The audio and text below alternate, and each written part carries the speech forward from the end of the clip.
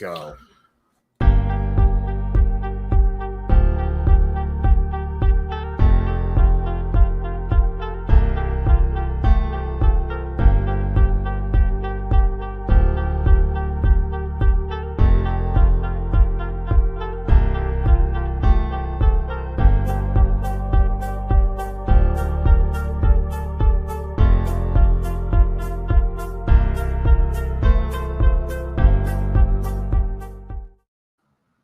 And what is going on, everybody? This is the Cloud9 podcast, season 6, episode 21. So, like I told you guys before, we were going to have 2 episodes for the Cloud9 podcast starting this week. I'm sorry the episode was not out on Monday.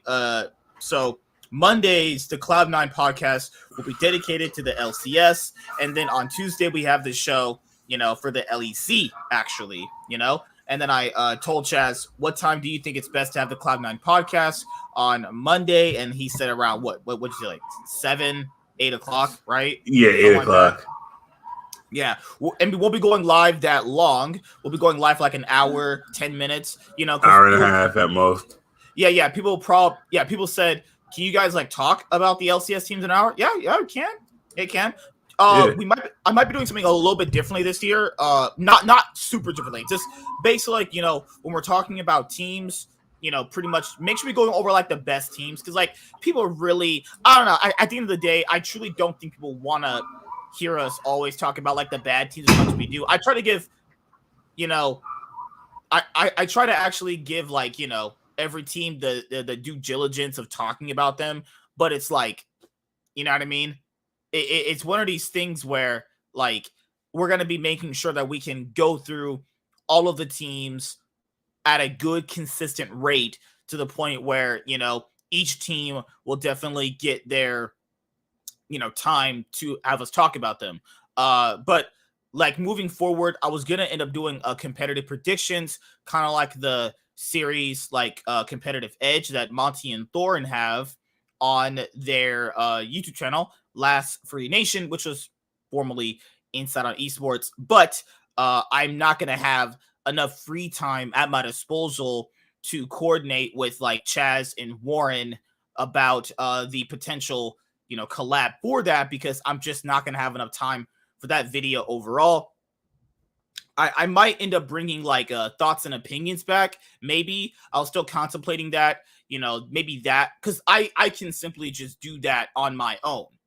I could just do like thoughts and opinions on my own. I'll probably end up calling it something like, I don't know, LEC Deck X video, LCSX video. That's what I was thinking about doing, because that way I could just give out pre-recorded content that's also, easier to digest than simply just watching, like an hour long podcast, but that's up to you, because there's a reason why I have like a certain time limit on like this kind of podcast, because I think personally that if you have a podcast that's about an hour and 10 minutes to like an hour and 30 minutes, that's also going to be something that is going to be easily digestible, because, like people tend to have, pretty short attention spans, and they happen to, click off things very quickly. But, I've never actually been a person where I've personally been like adhering to that.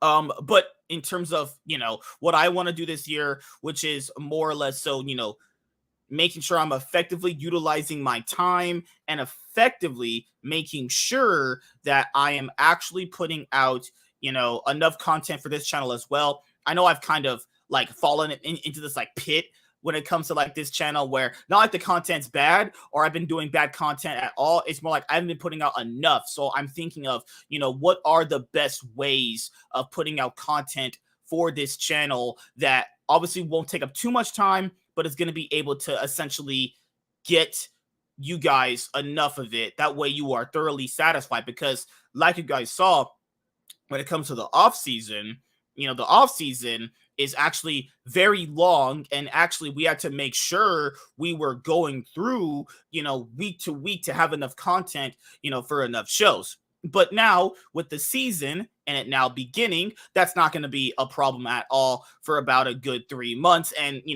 MSI is usually about 2 weeks after, most splits end. So we'll have that coming up as well. But yeah, the LPL is on break right now because usually when it comes to the LPL will start and then they start around their New Year's actually. So they'll play like, a few good amount of BO3s with a lot of the teams.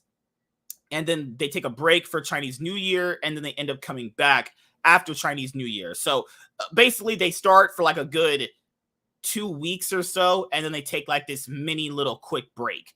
And then the LCK begins. The LCK runs through, the LEC that just started. We'll talk about that with Chaz in a little bit.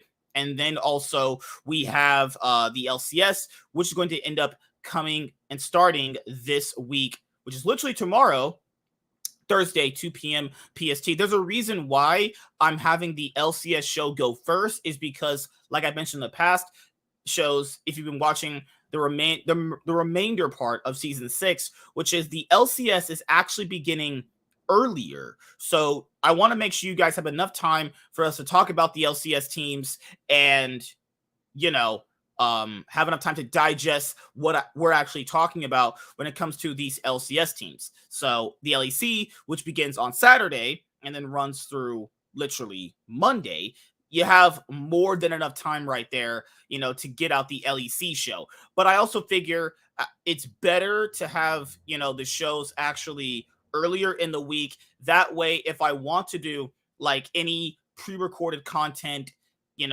for you guys myself, I have that wiggle room to do so. But the 2 main shows are already out of the way.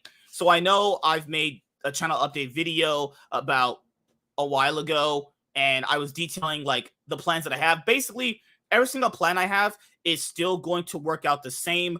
But the only thing I'm changing is that I can't do competitive predictions right now, which I would really, really want to. I just don't have enough time to coordinate that with Chaz and Warren right now. They're also pretty busy too. And what I'm going to end up most likely doing is giving you a pre-recorded series of videos talking about the week to week for the LEC and the LCS, which probably is going to most likely end up being combined or separate. It just honestly depends on how you guys want it. Just depends on how it really goes. That way I'm able to give out pre-recorded videos to you guys, as well as giving you guys the podcast as well. I'm still thinking about it, but if you don't see a pre-recorded video for the LEC 2023 Winter Split Week 1, then this is just all the content you are going to end up getting, actually, So that is pretty much it for all the announcements, actually. Other than that, I think the channel's been doing... Oh, my goodness. What the heck? God damn. Huh. Something is in my headset. Oh, my God. What the heck? Oh, my goodness. Holy crap. Hold on. Oh, shit. What's up, Michael? How you doing? Yo, what's up, Gunner? How you doing, man? All right, so let me put out the poll for the channel as well. And then I'm going to end up going over what happened with the LCK. Actually, so we're going to go over the LCK in a little bit because I told people we're going to be talking about the LCK first in the show. Then we'll, get Chaz's thoughts about what happened with, the LEC 2023 Winter Split Week 1. All right, so let me make sure I put out the poll. Smash. I hate dogs so much. Smash the like button. Smash the like button. Let's get 5 likes. We usually get about a good 5 likes for this show. So, the goal is always like 5 likes, if you're watching on YouTube or Twitch. Some people might ask for this show to be on Spotify and all that other like podcasting apps. I only have one of my show on the podcasting apps right now. That's the Nightwing podcast. Would I ever have this show on the podcasting apps? Probably not, actually. It's a lot uploading these shows to podcasting apps, and I'm literally only just one guy. So, yeah, that's the reason why I don't have these shows on podcasting apps yet. And it'd be literally me just uploading like past content that you guys would want to most likely binge. But the problem here is like it's pretty much obsolete right now. Whereas like when I'm doing it with the Nightwing podcast, that is content you could hear at that moment in time and then utilize that for the current present day for a lot of things. I'm not saying you can't utilize that stuff when it comes to like League of Legends content, but it's to a different varying degree. Hell yeah. Let's make some spicy polls. Hell yeah, I love Cloud9. There we go. And double lift sucks. There we go. That's the poll. Also, later on video processing. No. Yeah. You what happened? Jeez, hold on. Can you talk for a second? Jeez. Yeah. I got a dog on my side. You got a dog on your side. These fucking dogs, man. It's like, holy smokes. Shit, crazy. It's like, plus my internet. I don't know. It's just crazy, man. It's just crazy. How's everybody doing in the chat, man? What's going on Gunner? with everybody? No. This is also on my second YouTube channel as well. This is on my second YouTube channel. The link is in the description, actually. A lot of people think it's only on Twitch. That's actually funny. No, this is actually a live stream from my second YouTube channel and my and Twitch still as well. Were you able to hear me properly? This was out a little bit. No, you're good? Yep. Okay, we're good. We live. We live. Good, actual God. Someone needs to go and choke that dog you got. I'm about to do it right now. I'm about to. Never mind. God. It's right when we're about to choke it, he stops. Man, boss got some. Man, little motherfucker got some fat lungs. Yeah, motherfucker. No, he's still barking, but it's just. Oh my Lord. Man, I'm gonna catch that motherfucker with no leash on, and I'm just gonna punt him. Oh shit. Yes, Gunner, but I will drop the channel's link to you in Twitch. Actually, I'm gonna wind up and I'm gonna kick that motherfucker. I mean, one sec, Gunner. I'm gonna drop the channel, my second channel, link to you in Twitch right now. Let me do that to you, and there we go. So let's talk about the LCK. So with the LCK, we're taking it a little bit more differently with the LCK and the LPL this year. We're really just going to be focusing on like the best teams because, like, I mean, honestly, guys, for the LPL, might be a hot take, but them adding in all of these other teams is really just nonsense. You know, I've never understood why are they adding in this many teams. I never have understood that, and no one's really ever given like. I mean, no one's ever really came up with a convincing argument for me personally. You know, that's because like a lot of these teams end up being just complete dog shit anyway. Like a lot of them just end up being really bad. I mean, it's mostly the prestige LPL organizations that end up being the best ones anyway, all the time. Like I know Sean's been a proponent of why don't they just add more teams? Well, first of all, they're not going to for the LEC and the LCS because, I mean, if we're just being completely honest here, there's not that much money that they're able to invest into the scene as what they might possibly want. And we also must factor in that there really just isn't. There's barely enough good players in the LEC and the LCS to get on these teams themselves. Like, even when off seasons are over, we're talking like over, there's maybe like one or two players that you're probably thinking, you know, can replace some of these players anyway, you know? Like Upset and a few other players, right? But normally, like, you can kind of barely fill out good enough players as is, you know? So there's no need to, you know, have more teams for the LCS or the LEC. You know, there's no need for 12 teams. What? There just isn't a need to. You don't like the LPL doesn't even need what they have 17 teams. Like the LPL doesn't need 17 teams. Like I've argued, why does the LPL need 17 teams? Like I just straight up don't understand it. Like the LCS and LEC are perfectly fine with the number of teams. It's not the number of teams as the reason why these regions haven't been like the best they could be. It's not the team number that's holding them down. It's more like actually infrastructure. I think it's more because I think it's more profit. You could also get more competition, more players playing. That's why I think. To me, I never like 10. I've always like. To me, I like between 8, 12, and 16. Because then what it does is it makes it easier for playoff. To me, like 10 teams, but then only 6, but then 6 get in, or in what summer is 18 get in. That's mean all you gotta do is be not last and you get into the playoffs. Like, what kind of shit is that? Like, just Yeah. not be last.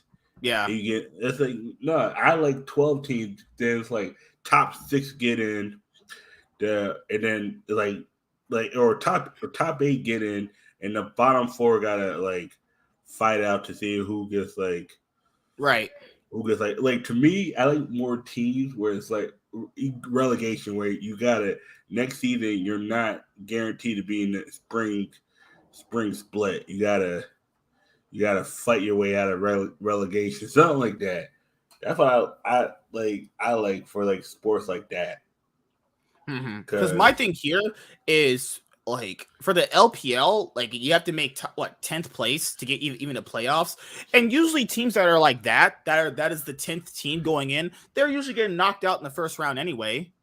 They're not any competition, more or less. You know, but that's just more practice. I was like, all right, cool, okay. It'd be like, all right, bot lane. Make sure that you're ganking more when you go into jungle, or okay, make sure that you're farming early on, like because your support is supposed to be no less than 2 levels behind you. Like you have to make sure that you get this much gold by 5-6 minutes by the time Drake starts and all that. Like because.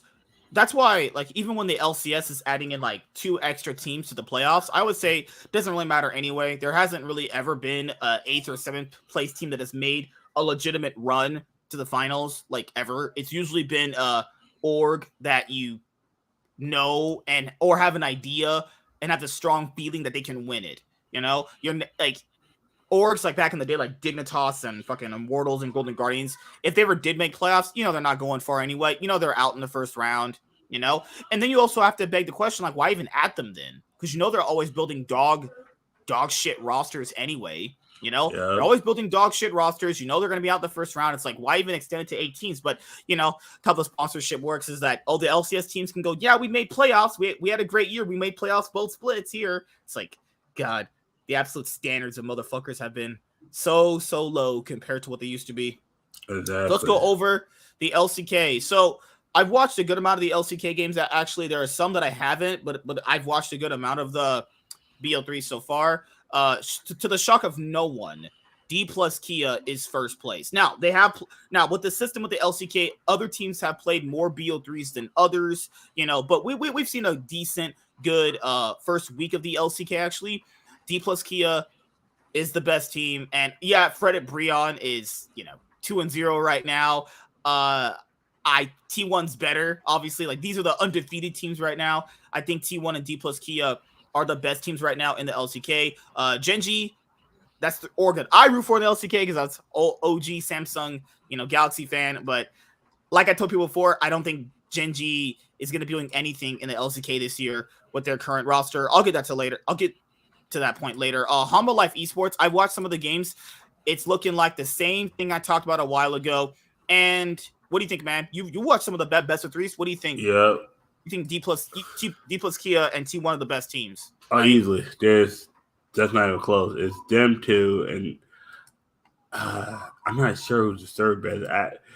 DRX doesn't look bad, but like their games they played so horrible, far, actually. You mean it's like they don't look bad; they look dog shit. They've always been in it until there was like one misstep, and then it just falls apart.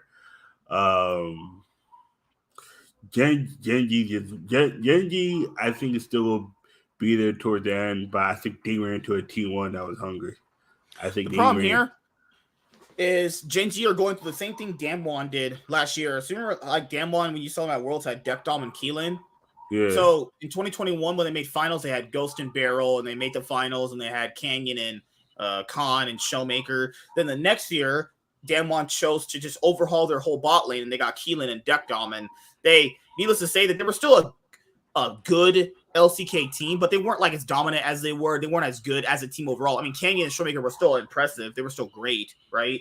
But it's one of these things where like, run into this problem of like certain veteran players not wanting to like play with rookies because you have to show the rookies how to play on stage. It's like certain things you have to do, like fundamentals as a team. You have to, practice consistently. And, now that they have Deft, who's not a rookie, who's a world champion now, he's not going through the same problems Duck Dom was last year. He's slaughtered in and he's just clapping motherfuckers, you know? And that's not even Def's thing. Def doesn't really clap anybody. Def is actually pretty good, but Def is a weak side ADC for most of his career. He's not been a carry, you know? He can carry and he can carry very efficiently, but he's not always, you don't lob him to be the carry of your team. He's slaughtered and he's able to just like run through motherfuckers actually. Guys, this is season 13. I've seen Def since season 4. This guy's just running motherfuckers down on this team. The same thing with Faker, too. Faker's been around since season 3. Motherfucker just running down people. In season 13, this was 2023. The man won in season 3. This guy is insane right now. So, GenG, to me, are going through the same things that Damwon did last year, switching up the bot lane, putting in some rookies. They're going to have some issues with them. Now, the thing about, you saw the GenG bot lane play, right? You saw Pace and Delight play. They're not even bad. It's just they're just new. That's just all it is. Like, they're not a bad bot lane. They're just new, you know? So as they get more acclimated to the stage, as they play more games on stage, as they kind of figure out the ropes of competitive play, I think they'll actually get better. The problem here is GenG's bot lane needs to get better, and I don't really think Chovy, Peanut, and Doran... Okay, I'll say this. I think Chovy has not been playing that well so far. This dominant player that everyone keeps talking about, I've just not seen it so far. You know, he's one of the weirdest players to talk about in League always, because he's pretty much devolved back into that player that everyone said he was. He's just a CS hogger, a ball hogger. You can call it ball hogger in basketball. Like he's literally, he just wants to look good by his number stats. Is, you know, like, that's all he plays for, you know? That game against T1, he had a slight advantages in these games here or there through both their games, right? Sitting in lane, doing nothing, not helping his team out. Even when he has the roaming pick, even when this guy has a Kali, this man is sitting there just farming. A Kali of all champions, he's just sitting there and farming, right? There's no one's saying he's a bad player, right? No, I don't think anyone's saying that. But the problem here is he has some big flaws to him, you know? But people always looked at his laning phase and went, oh, he can lane very well. It's like, okay, that's cool. What else you going to offer me besides good laning? Like, you know, good laning is great, but what else you got? You know, kind of thing, you know? Yeah. So that's my thing with GenG right now. Peanut has looked... He can carry some games, but... You know, if you're relying on Peanut in 2023 to really get you far, it's like, I don't know about that, you know? It's like, fuck. Doran, he showed some promise on some carries. This is going to be a very weird year for GenG. Chovy's not staying on this org after this year. There's no way. Like, you don't...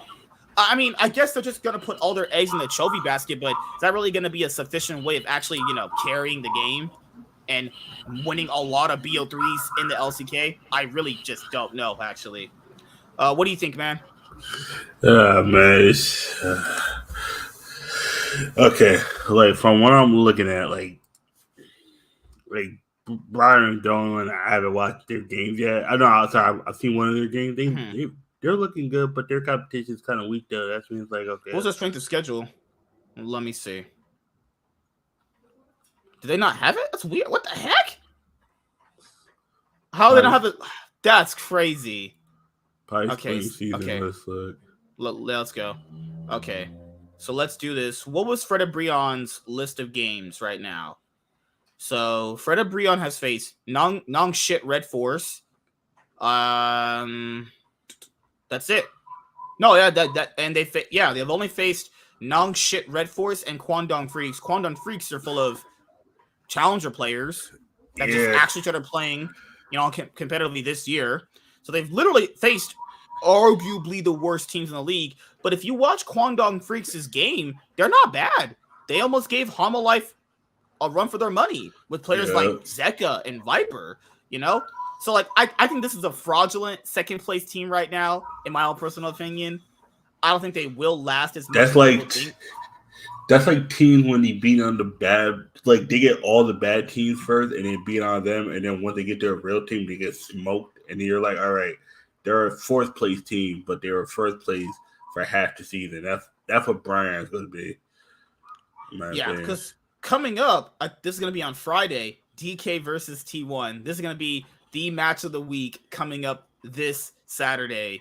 The best teams in the LCK fighting each other. And me and Chaz, we ended up watching the first games together, DK versus DRX, to open up the LCK 2023 spring split. And yeah, DRX got completely and utterly and viscerally destroyed. We're talking like a Bella Danger getting her ass fisted type shit. I mean, like she it ran them down. It was just one. It was a no. It didn't even feel like it was World. If this would have happened on Worlds, T1 would have swept DRX. If they just the drafting, like listen, the LCK is so that game one drafting from T1, like they chose and opted to give them Lucian and Nami and Elise. Okay, you can't really kind of pick for that. And Nara and Rise. It was just... Yeah, okay, so even if you can't prepare for the Elise pick, giving them Lucian Nami, expecting to just scale through it is not going to work against a team like Damwon. Damwon's not going to sit there and let you scale. They're going to run you down, right? And we've seen in the LEC, we've seen people play Hans Summers pick Draven. We've seen other people pick plenty of different champions, right? For ADC, actually. We've seen other bot lanes. We've seen Lush. We've seen Lulu. All sort of things. You can play more than one ADC. There's Varus. I mean, Reckless is still picking Sivir. Yeah. Like, they didn't even pick a champion that could, like, stabilize the bot lane advantage. They just went, you know what? We'll just kind of have our bot lane just go even, and hopefully they could, like, not go and be 0-5 by the end of the game. And that still happened. They were still end up being 0-5. So for me, I mean, people have asked me what I think about T1 right now. I think T1 are actually pretty good. There's really nothing badly I could say about them. But I will say one thing. How good is T1 really? T1 are good because remember, they made no changes to their roster, right? No changes at all. This is the same team that literally finished second place at MSI last year and Worlds last year. They finished first place in their group stages. They finished first place at MSI's group stages, you know? The issue here is the only game they got completely blown out in was that KT Rolster game we watched. Remember? Game 1 against KT, they got completely ran down. Just absolutely wrecked. But then the other two games, you know, game 2 was close. KT kind of could have had it, but they just got outmatched mid game, and then late game was a wrap. In game 3, it was done from the beginning. Because even T1's drafting was kind of like sus in game 2, but then game 3 was not even close. Oh goodness! All right, so like KT was the only team to be able to actually run him down. Game 1, because they were like, you know what, we're not going to let you just fight us consistently and run us down. We're going to fight you back. Then you got to factor in, why did they not actually do anything in games 2 and 3?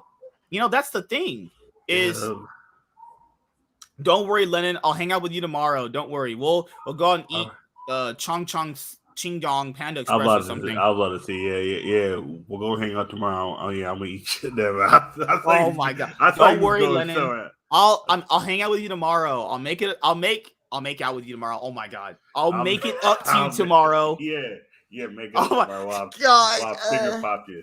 You know, God. Watch soda pop. I will literally hang out with you tomorrow. Don't worry. I get off early on Thursday anyway. I get off early Thursday. Yeah, he'll hang it. Never mind. Okay. Oh my lord. Yeah.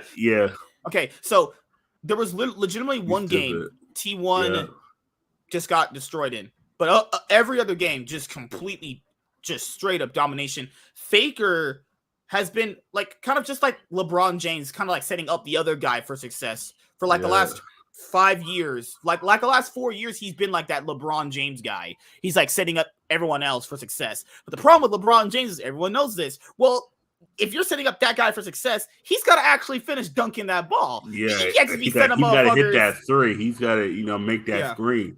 Sometimes you pass it to the guy, but that guy doesn't have a shot. He should pass it off to somebody else. And then right. And then also LeBron got to know that he's sometimes got to be the guy that you got to just be the guy to just take the ball in your hands and just do it. Because that's why he even said that's why he looked up to Kobe, because he said out of his own mouth that he liked the way Kobe would just take the game in his hands and just win it for himself even if that means being a ball hog. Sometimes you got to do that. Sometimes you got to do that because you can't always same reason why Michael Jordan always did it. You can't just his logic was I'm not just gonna rely on other motherfuckers for my success. Now he made you play too, but that's me in the restaurant. Like motherfuckers like, oh, how'd you get all this done? Like sometimes you got to do it yourself. Sometimes you got to just put the team on your back and just carry them yourself. Yep. And then put a pack of ice on after. Like last night, I did all this prep. I was like, I don't trust anybody else to do it. If I know a motherfucker ain't capable of doing it, if I know my the motherfucking head person can't do this, nigga, let me do this. I got this. Got clutch it up. KT Roaster's team. This is probably I would say dark horse. This is a lot of people's dark horse. I think this team is actually gonna do very well. Okay. Okay. How many people get into playoffs? Now it's 6. LCK is 6 now. They did this last year. Starting last year, it's 6 teams. So my playoff teams right now, if I'm going by week 1, is Damwon, T1, GenG, KT Roaster. That's 4. I got Life Esports. I don't know why. I got them slightly over GenG. You think they're? Oh no, their games look really bad. Clid looked horrible, dude. Clid looked so bad. I will say this: Zeka has actually looked pretty good.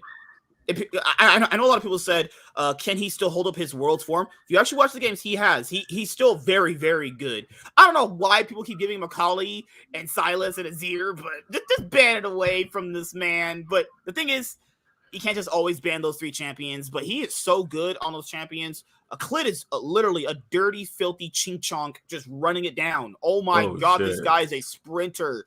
This guy, holy fuck. They already have small eyes. They already got small eyes and shit. He's just running it. Every game he's played, he's ran it. This guy is turbo sprinted it for this team.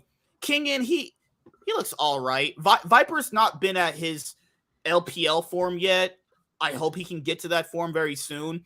This is the problem that I've ran into with a lot of people who don't understand these things is Homolife has never, ever been great as an organization. This was the old Rocks Tigers, spot. They had Chovy and Deft on their roster in 2021. That's when they made Worlds. Crazy how Chovy and Deft made Worlds, and the next year Deft won without Chovy. Crazy about that. If orgs like Homolife Esports have never shown anything, even when they had decent rosters on paper, then there's no real reason to assume with a super team they would do better because the organization has proven it's not good anyway from an infrastructure point of view, maybe a coaching staff point of view, and mostly just arguably from a coaching staff point of view because that's how you would get your players to rally behind each other and play very well. I know a lot of people had them highly ranked coming into the split because of the names on paper, but Homolife has never, ever been a good organization at all with many roster iterations. Remember when Viper was on Homolife Esports? I want people to actually remember the record they had. He was on Homolife Esports back during 2018 or 2019 actually. Oh, sorry, no, it was not 2018. Sorry, because that's when Griffin was in the league. Actually, he was on Homolife Esports in 2020, and I want people to actually see the record Homolife actually had. It was disgusting. Look how badly they played. It was back when Viper was on the roster. They went 3-15. They finished 10th place. Homolife has routinely finished at the bottom of the LCK. So I just don't understand the reason why, some people are like so just hell bent on that this org is going to do anything. And like they could get a whole lot better. They could get a whole lot better, honestly, like at playing as a team. But like looking at it right now, I'm just thinking to myself, it might be one of those things where like they grab these players because of the names on paper and it looks like it's a badly constructed roster, the guy Envy, I was watching Live Sandbox last night. Willer and Birdall was getting, this guy's just not good. I don't even know what GenG even saw in that guy. Closer, he definitely still looks as good as he did last year. Willer is still, he'll get some plays done. You can't really like play through Willer or have him be that carry jungler. He's just gonna be a good facilitating jungler. That's about it. But that's just my opinion about most of the LCK teams right now. I think GenG, if their bot lane gets better, I think they'll improve as a team. But the problem here is like Chovy is so one-dimensional in his play style, and he's reverted back to that old Chovy where he's going to be good in lane, but if you want to offer him anything, he can't really offer you anything else. Showmaker and Faker are the best mid laners right now in the LCK, and like people have asked, like, remember on the LCK broadcast, they're like, so what super team are we building for the LCK? It's literally just basically T1 plus Canyon. That's it. That's crazy, actually. But yeah, that is it for the LCK currently right now. Did you want to say anything else about these teams right now, dude? Before we move on to talking about the LEC, actually. It's gonna be Kia, T1, Life Esports, and I think GenG is gonna pull together, but I would not be surprised by KT Bolter. Yeah, if you watch KT's game, guys, it's not a bad team. Last night Lehens on Lux was he was man, that Lux, the way Lehens was playing Lux last night I was like, damn, the Luxes I'd always play with were fucking garbage. Yeah. Remember how he angled his ult? So Envy had to step down and get hit by the minions. This guy last night, he was stealing dragons on Lux. This is my dark horse team to win. Like I told people before, T1 versus KT Roster is the Lakers versus Celtics. Every time it's a banger. Every single time these guys play, it's a banger. You're like, oh, KT, they upset T1. Also, fun fact, KT has not beaten T1 in a BO3 since 2021 spring, actually. And that was when T1 people remember this, were routinely swapping out players that year because they're bad coaching staff. They're routinely, randomly swapping out players. The last time T1 lost to KT was when they kept having all these massive like roster player shuffles every single BO3. That's disgusting. Yep. Like KT, you need to beat T1. It should be going like more than 600 days than beating a team in a BO3. But maybe next time when they play, they can probably edge it out. They're not playing again with each other until it won't be for a while. It will be a legitimate while for they play. And then KT, they lost, last night. I don't think this is a bad roster. I think the issue with the roster is that they have all veteran players, though. All these guys already have a solidified way of how they want to play the game. So if they don't compromise on something, build up. It's like BDD is going to want to be the carry, and then Keen's going to need resources, and then Amy and Lehens, they're going to need one. It's a thing where they need to dedicate who's going to be your carry, who's going to have to take a step back. That's the problem with the team right now. And we've seen that with a lot of these organizations that have veterans is, some players just don't want to sacrifice, and that's just going to be the thing about how they're going to have to improve as a team to get better and challenge these other teams. Because it's not like their gameplay is exceptionally bad. It's not like they're the worst team in the league by far. I think they're even better than teams like Live Sandbox. I think they're still better than Live Sandbox and Hanwha Life. But they're going to have to figure out on a dedicated play style to actually win more games effectively. But yeah, that is it for the LCK right now. Let's go to the LEC. All right, man. So when you watched the LEC 2021 Winter Split Week 1, what did you think? What was your initial thoughts, actually? Because most of you guys probably already heard mine, so I'll let Chaz go first. What did you think? Fnatic looked like ass the first two games. My God, they look like ass. Team Vitality is doing a lot better. Koi, they're at where I thought they were going to be, as well as Mad Lions. Mm-hmm. XL is doing good. Astralis being on 3 is not surprising. Not surprising, but I'm like, oh, okay. Team Harat is like everybody got to win. It's like it's at Astralis, but all right. So,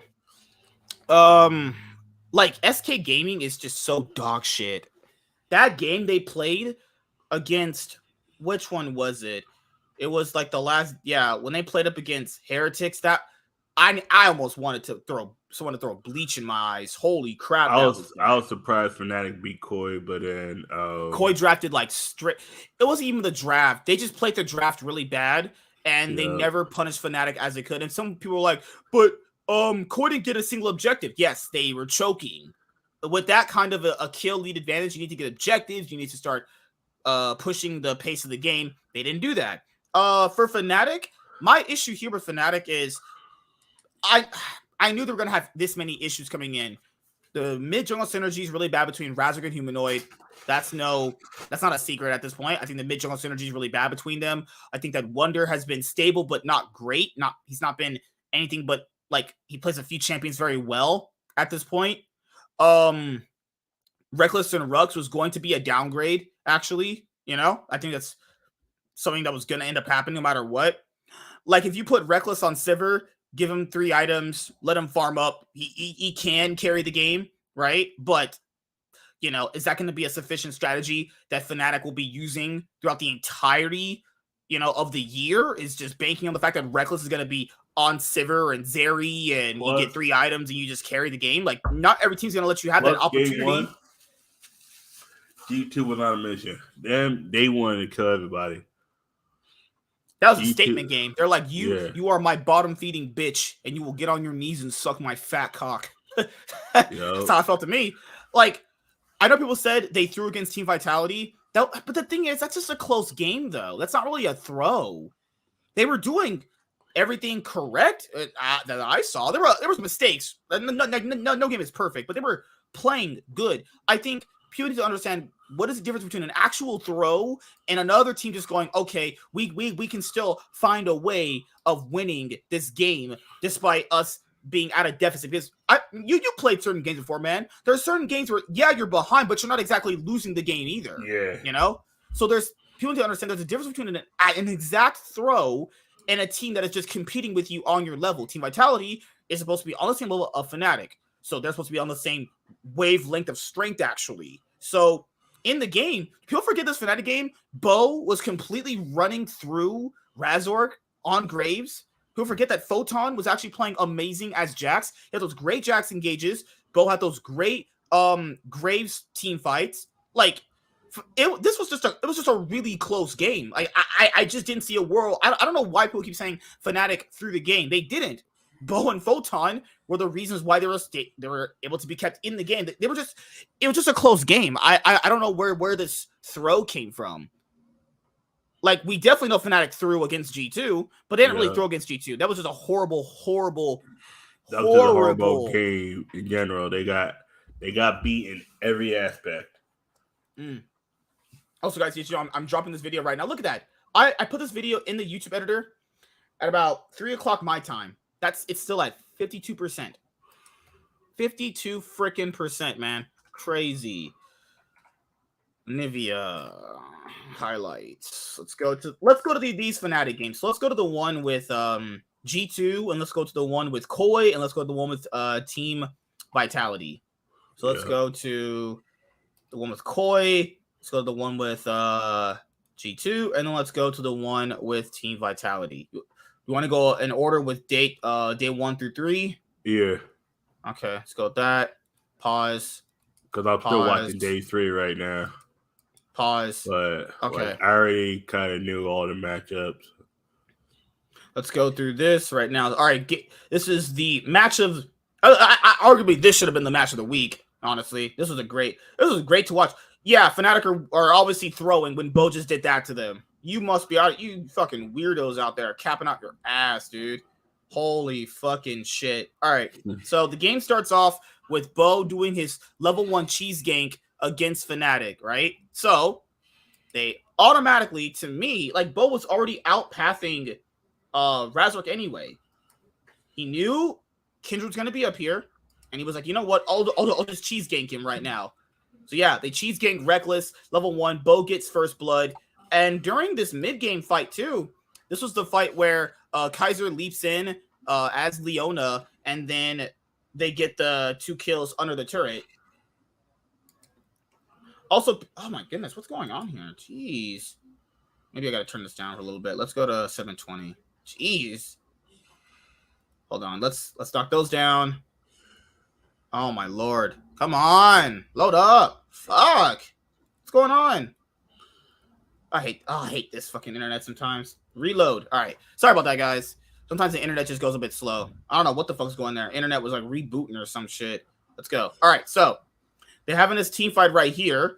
And this was the one where they killed Razork from that time. Now, this team fight, let's see what ends up happening. Yeah. Perks had a pretty uncharacteristically bad laning phase as Rise. Now, that was because they kept targeting him. You know, they literally just kept ganking him. So yeah, he's probably gonna be 0-4 if they put that many ganks, you know, into mid lane. You know, Photon comes in, Photon makes them flat. You know, Photon makes humanoid flash. This was just a really good re-engage from Fnatic anyway. Photon went back in, got a trade kill back, and then you know they were like, okay, I can't really win anymore. I don't really know why Perks was kind of aggressively challenging them. You know, right there, I didn't think that was really good. As we get through the game, yeah, like right here, Vitality have the kill lead. The goal is not really in any team's favor anyway. That's the thing, is that when you're watching games, for all of you guys to understand, it's not really about the kill lead. It's really just about like, is that team with the kill lead blowing the game open, which essentially means like, are you exactly pushing your advantage the way you should be? Like, are you going to objectives? Are you going to the right lanes to pressure? Is your top laner essentially TPing to help you? Like, catching out Perks right here in the side lane is what you should be doing if you're Fnatic and you're a little bit behind. So I don't know where this sentiment comes from, where Fnatic threw. I just don't see it. I think both teams were just evenly matched to each other.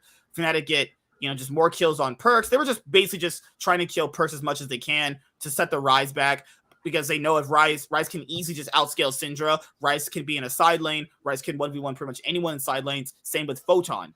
So they have two really great side lane split pushers right there. They kill Perks once again. Look how much focus Perks is getting in this game, guys. Like, because people think it's Fnatic throwing. No, they're just focusing Rise. That's it. That's all. They're not doing anything special. They're not like, you know, doing something where it's like, oh my god, Fnatic is completely freaking just tearing us open in the mid game. Bo shouldn't have. People say Bo should have been that close. Wonder used his ult. He used the Gragas cast. He just knocked him back. I mean, they can't just keep over Baron. They got to go up and challenge for it right there. Like, okay, so see, yeah, Wonder just gets close enough, and he throws his Gragas cast. That's it. Like, Bo shouldn't have walked back anyway, because you can't contest that anyway. You're gonna die if you contest for that. Yeah. You know? And then right here, they end up killing off you know, Neon right there, who was pretty much caught out in a bad position. Razork ends up killing Bo, and then after that, this is a really great team fight from Fnatic, though. So good team fight right there. They were all out of position. They shouldn't have even been in that spot anyway. Photon, as good as he is, gets another trade kill back to kind of, you know, starve down the Barons on the other guys right now. Now, this is the part of the game where, yeah, Fnatic probably should have been a whole lot more cleaner in, you know, pushing your side lane pressure in top lane, maybe having Wonder there. The reason why I say having Wonder in top lane is because you need to have Wonder in top lane, pushing that wave out, because you already have Baron timers. You can already go to Dragon. You know, you need to make sure you're doing something with Wonder. Then they start up Baron again, and then they secure Baron this time around, and then Kaiser does a great engage on to Perks, and then we see this white guy talking about some bullshit for no reason. That's not actually happen. All right, so after that, you have who's TPing in. You have Wonder TP'd in, and then they ended up losing Kaiser once again. Then you had Bo, who was kiting them out. Great, you know, Bo actually played pretty good in this game, despite, you know, them just immediately engaging onto him. Remember, guys, Graves has no escapes, so your only escape is your E. You know, where he just moves. That's it. That's your only escape. This is when Bo got a triple kill. Like, the fact that, like, this just goes to show you how Fnatic weren't really ever in control. You're this far ahead. You're this far ahead with the second Baron, and they just lost a team fight that was literally 4v5. Sorry, 4v4, right? With a Varus and a Syndra and a Kindred who can poke you. Remember, they lost this team fight when they're the ones who were, like, pretty much ahead in map advantage. You know, that's why I said, to me personally, this was a game that was just close. I think this was a really close game. And yeah, Fnatic could definitely beat them, you know, next time around. It's definitely possible. But then they just started playing like they were on crack. Wonder got caught out. Then instead instead of just automatically backing out because they lost their top laner, they're like, you know what? Can we actually aggressively fight them right here in this choke? No, you're already in a choking spot. You can't fight right there. And then, Vitality just runs them down. This, to me, was the best game of the week from the LEC. And then we're going to go to the G2 game, which was completely just, oh my God. It was one of the biggest stomps I've seen in a little bit. This was just straight up embarrassing. I would have walked off the stage getting embarrassed this bad. What do you think, man? This is a matchup I haven't seen yet, but I know that Koi was just. This was Koi? No, my bad. Supposed to be the G2 one. My bad. Where's the G2 one? Okay, there we go. It's supposed to be the G2 one. Okay, there we go. All right, this is the G2 one. This is when you have the game where Hansama picks Draven. Right here. When he picked Draven out, to me, that was just an auto win. So I need to see in the drafting phase, did they pick Draven first? Yeah, I remember he auto locked in Draven first. He locks in Draven. But I mean, they lock in Zeri Yumi first because the first people that you get to pick two first. So they lock in Zeri Yumi, and they go, oh, okay, cool. That Zeri's cute. I'm gonna just go Draven, putting his cock out on the table. Yep. Let's put his cock out on the table. He's like, this is Draven. I'm about to manhandle this bitch right now. Reckless likes to just scale in lane, likes to play for the farm. Yeah, that doesn't work. Nope. All right, so here's the part that everyone talks about. Okay, so Razork's coming in, and he actually dodges out the hook. Great. Now you just back off. That's great. Why is he re-engaging here? Why is Reckless re-engaging this? Because at that point, okay, this is what it was. They saw that they had to kill the Yike. I was like, all right, that makes sense. Except for but there's no way you can. No way you can do this. Nautilus is too tanky. Nautilus could just walk up and what's the thing he does with his hammer? He didn't believe that Nautilus was going to come back. That fight was a 3v3. The issue is they didn't realize how. And then now Mickey X has his hook back up. Yep. Now, but like he didn't realize how how tanky Nautilus was at the moment. I was like, nah, Nautilus is scaling up. And that's the thing, they should know those things. They know these things.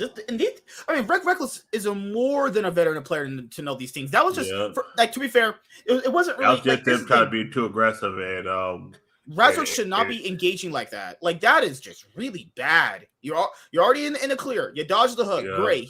He's not going to be able to really engage you anyway. Because he sees Yikes coming to that bush. He's like, all right, okay, I can take him out. Not realize Nautilus is still there. Mickey X is still there with a Draven right out of your eyesight. Like he can still come and like just kill all three of you. If wanted, but Yike come back and kills him. It's like the thing is that he was thinking that if I chunk out Yike enough, maybe we could just burst him down and then we'll get a 3v2, right? Yeah. The problem here is Draven's still full health. Draven still has cleanse. Draven's still full health, and Nautilus is taking his shit. Like you know. And the thing is, Zeri and Yumi do not win against Draven and Nautilus. Want 2v2? Like that's absolute just straight up murder. You're thinking to yourself, what the fuck is they doing? That's more than trolling. That last hit by fucking Draven was just sweet. Oh god. And then like that was just the whole game. People they were just like, who's catching who? You know? Yike was punished that time around. That was like the only good play they did the rest of the game. Because they kept getting punished after that. You see right here, that is a 4v2 and they just lost. A person. That was a 4v2 right there. If you can't win 4v2, because think about unplug your computer and get off the stage. They baited with Nautilus and then Draven just came in. It's like, oh, claws. Oh my goodness! And then Draven has 3 kills. Draven can just get all like Draven just makes you his bitch if you have 3 kills. Hansama was a man on a mission. He wanted to prove that last year was a fluke. He wants you to forget about last year. He even said it on the whole PGL after show where he's like, I played pretty bad on Team Liquid. He's like, I played pretty bad. He said he was grinding hard, and it was great to see him come back and completely just shut people down. People said there was a guy, I think, on Last Free Nations show where he was like, I don't know, people might be a little overrating G2 right now. I don't know about that. They look like the best team in the league. Yeah. Like, yes, it is week 1. There are some definite overreactions to week 1 all the time in league, every single time. But they played extremely well this week. Remember, people, they beat XL, they beat Fnatic, 2 teams that are supposed to be able to challenge them. So it's not like they had an easy schedule. That didn't happen. And they played against Astralis, who they should beat very handily because they're the worst team in the league by far, right? So they beat a team in embarrassing fashion, like they should. They embarrassed another competing org. Remember, this is the Fnatic's the TSM for EU. That's supposed to be their biggest competition. That's their biggest rival. They stomped them. They stomped their biggest rival, and then they stomped another team that is supposed to be at least top 4 on paper with Otawamne, right? Yeah. Oh my God. Why did Humidor get caught out right like that? Because he's just disrespectful. He just thinks he can outplay everything because he's a fucking moron. There's a good player, but he's just so dumb on how to play the map. So bad most of the time. And that was just the Fnatic game. Like, guys, let's be honest here. If that happens in the solo queue game, you just go GG, go next. Like, that's just what it is. If someone like, that's the thing that they highlighted this on the broadcast, which was the Fnatic players went silent. Yeah, I would too if your bot. I go silent too if my fucking bot lane just ran it down like that. Yep. Like I wouldn't talk to you. It's like you 10,000 gold at 15 minutes. That's more than a stomp right there. Like I swear if one of my bot lanes does what if my jungler does what Razor did, I'm gonna report you to the FBI. You need to be in jail for how badly you were playing in that moment. There's just no reason you should ever be challenging a Draven and a Nautilus 2v2. Doesn't matter if you have a Sejuani. That really doesn't matter at all. Oh, let's not also forget Nautilus has like 1,000 ways of, CC as well. And then that is pretty much it for that. The other teams in the league, like I mentioned before with Koi, they're gonna have okay. You saw Wamne play on XL, right? Yeah. Did he look really anything different than Shigenda? The problem here is like you're thinking to yourself, okay, you're getting rid of Otawamne for Shigenda because you're probably thinking like, okay, Shigenda can play more carry champions, right? Otawamne showed he's still gonna do that just fine. And someone said, but if they want to go international, they just can't play with Otawamne. And Shigenda will? What? Maybe? Like, what? What's wrong with some of you people? Like, the logic is we'll get rid of Otawamne to have a player that's going to be better at carry champions and who will do pretty decent at playing tanks. But they're going to utilize Shigenda for the same reasons why they utilized Otawamne. So why even switch them? There's no real different upside to that. It's essentially the same player, except he has a slightly higher upside at playing carry champions, and we just saw this guy play Jax, and that looked ass. Otawamne was playing Renekton, playing the other carry champions this weekend, and he played just fine, honestly. If this week was to convince me that they got rid of Otawamne for a legitimate reason, this did not convince me at all. No reason you should have gotten rid of him. That's just my personal opinion. Like, you don't get rid of a guy you won with just to get another guy who's going to do the exact same thing. Like, what? So what did you... What? What the hell? That's stupid. They got rid of one guy who does the exact same thing as the other guy. Now, they're going to have to... However they want to utilize Shigenda, they're going to have to figure out how to utilize that guy. Because they're going to have to be like, okay, you are going to be our weak side top laner, and we'll just carry you through the game. Because... Koi looks pretty good outside of that. Outside of the loss of Fnatic, where they completely choked it away, in my own personal opinion. Yeah. Looks pretty... Like, literally, if you just take the nameplates off, this is literally just still Rogue. Now, people said they don't look as strong as they did when they won Spring. Well, remember, guys, they have a new top laner now, and Rogue has always done that. They've always scaled up with the split. They've always did that. That's been a Rogue thing for the longest, actually. So that's nothing I'm too worried about. What did you think about Mad Lions when you saw them play? They're gonna be middle of the pack. They're not gonna be like fourth, fifth, right? Yeah. Yeah. That's about it. I mean, Mad Lions looked pretty good against really, really bad teams like SK Gaming and Astralis. But when they played against Team Vitality, they got more than destroyed. We're talking like completely destroyed in that game too. So that's my thing here too. I think they'll be a top 4 team. They'll be able to compete at the top, but I just don't think they're winning any titles this year. I mean, they might sneak away and win a title if they can, get a few good run in the playoffs. But as of right now, from what I see in week 1, they'll be a top 4 team. Hylissang is just a dirty, filthy sprinter. Actually, like this guy is such a filthy fucking sprinter, man. Oh my god, he'll laugh about it on stage. This man is crazy. But yeah, it's just gonna be the Niski El Yoya show for just Mad Lions, and that's essentially. I mean, what do you say about G2? Like, what do you say about them? Besides, this is just the best team right now. Remember, Warren had them at 4th, and I was like, you are sniffing crack. I got them first. I got them first. I had them 2nd coming in. I put Koi and G2 as my top 2 teams. I wasn't gonna super overrate XL like other people did. XL. No, I got about 3rd. I think that's why I had them. I had them about 3rd. Now I do think they can get better as the weeks go by. I do think that, but I wasn't gonna put them over G2 and Koi. Like, you out of your mind? It's the same logic that I applied to Homolife that I applied to XL. It's like XL's never really looked good, even with decent, okay rosters. So I'm supposed to assume now with like superstars to a certain extent, you're supposed to be better. No, you gotta prove that to me. I'm not about to just give you the benefit of the freaking doubt just because. Like, what do you think this is?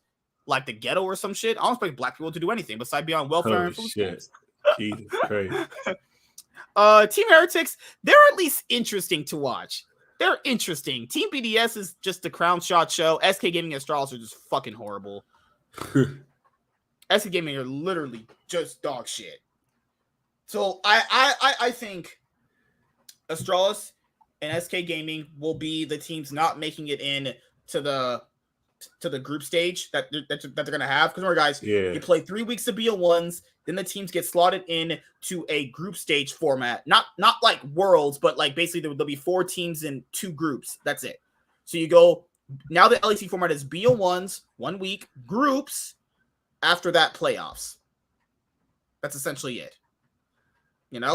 Astralis just Dejor should be reported to the FBI for how badly he's been feeding. Dejor is fucking garbage. That guy sucks so bad. Like, Kabe had a good game on Zaya where he was trying to carry a few games, but it's not gonna happen. Finn is just also trying too hard. It's not even trying too hard to carry. It's like he's just trying to make things happen. And he just can't do it. All right, so let's go to the LCS. As you guys know, the LCS begins tomorrow at 2 p.m. PST. You guys have heard us talk about these teams a lot. It's crazy because we and Chaz were talking earlier about Team Liquid, and like we were trying to analyze how bad Team Liquid's fails actually were. Like, they were extremely, extremely bad.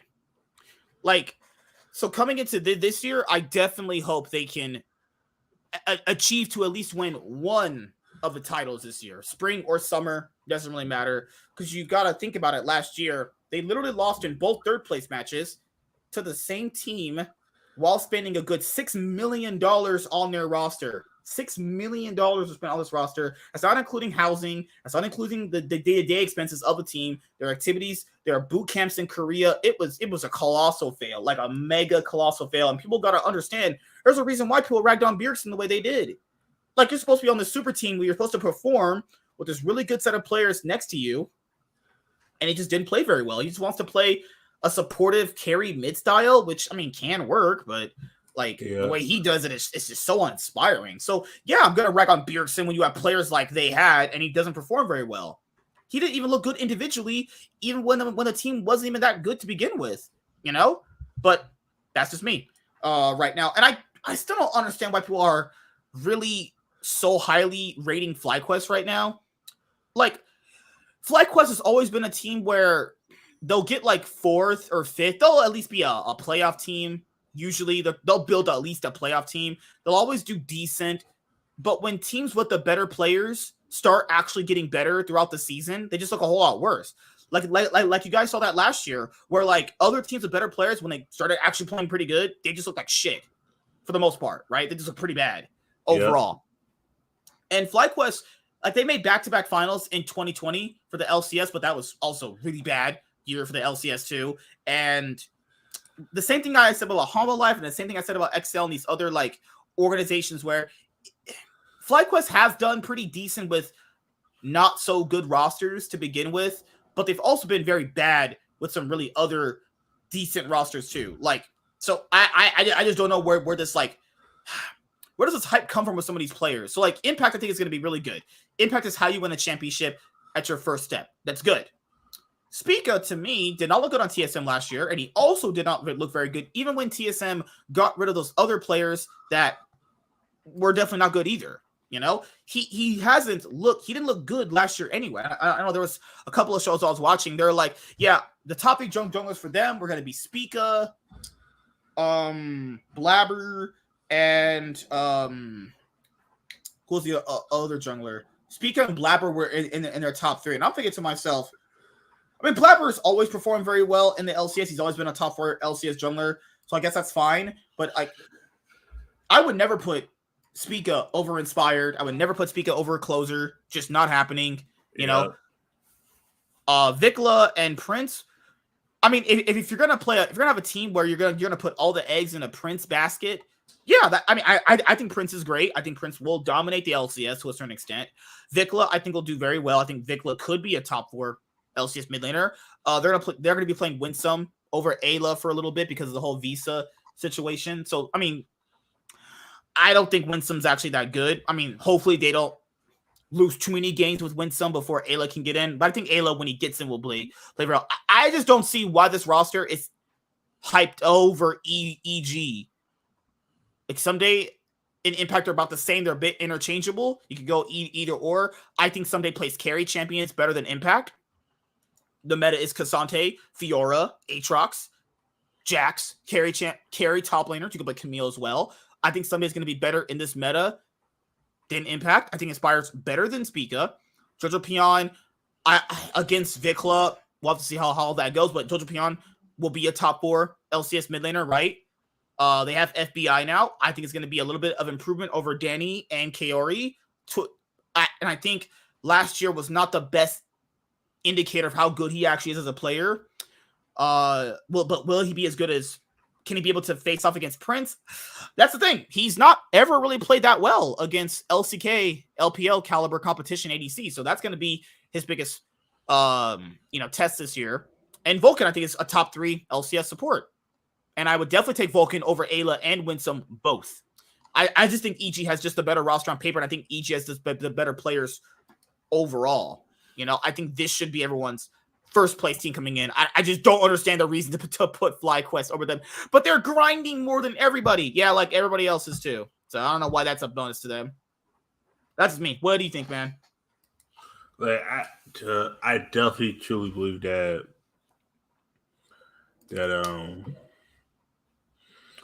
EG should be one. Like this, it is a super team, so yeah, they could crash and burn.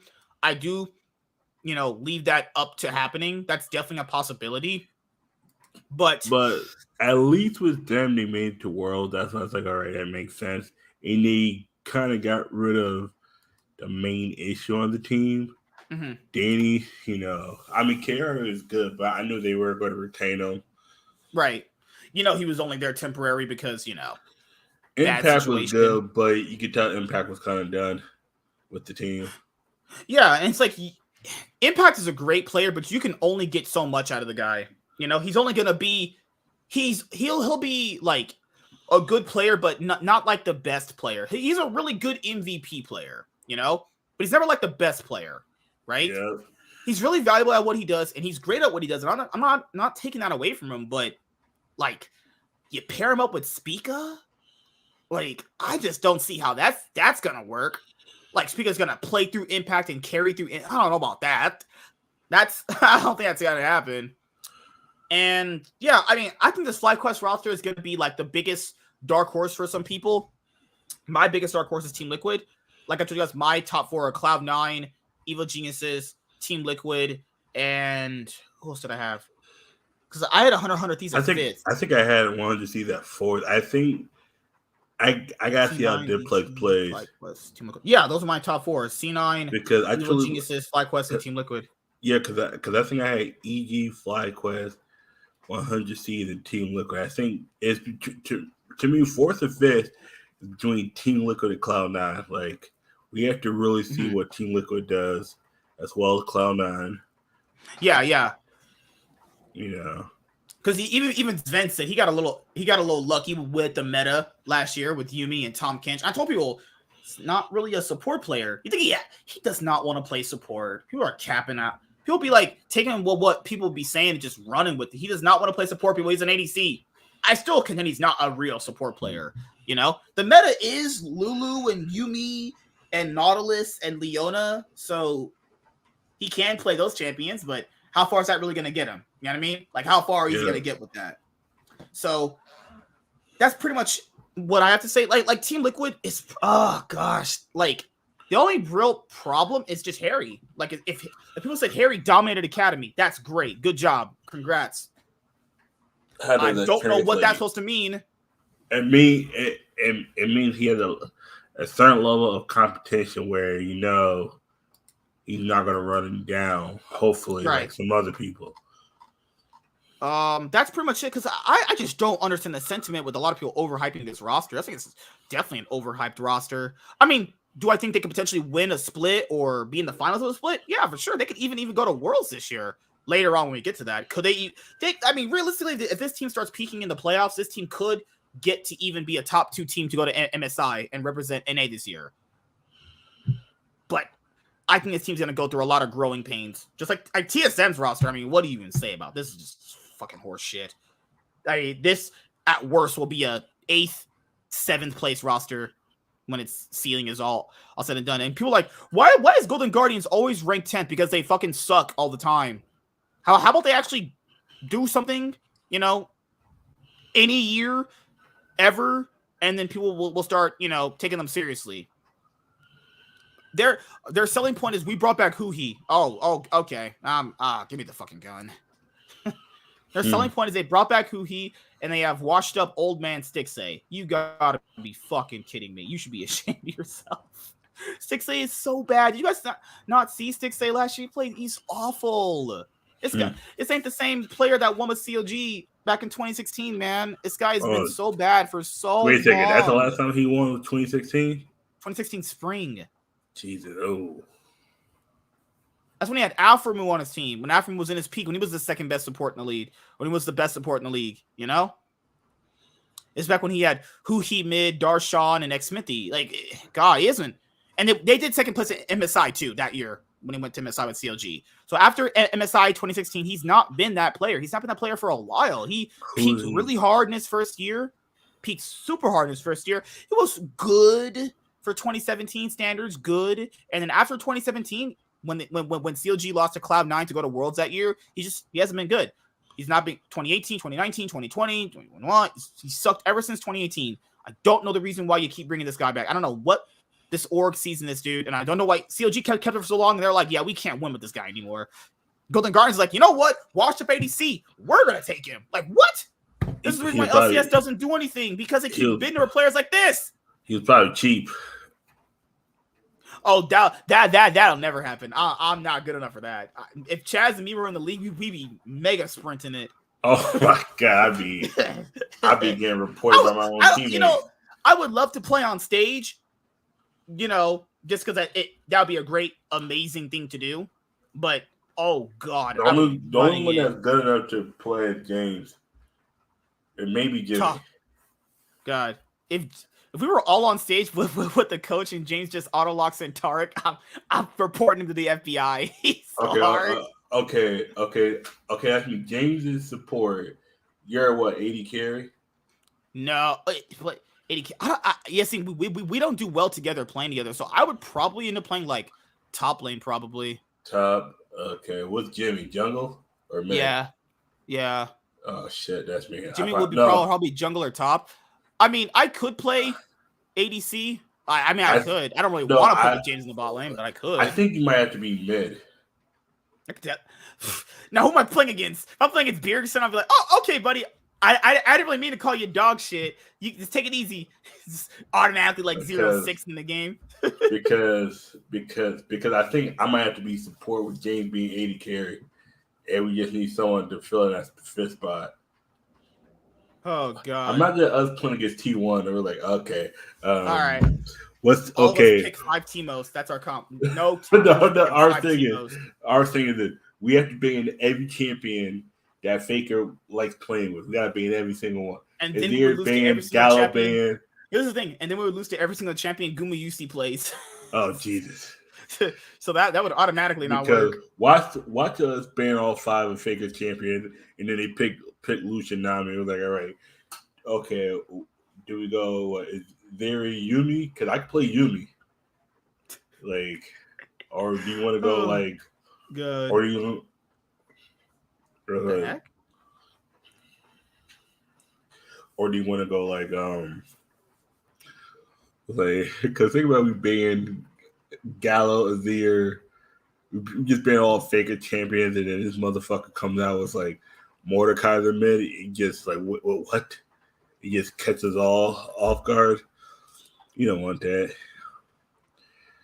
Man, what's up, Tony? Man, you don't want us. What's up, Tony? How you doing, man? You definitely don't want me running it down.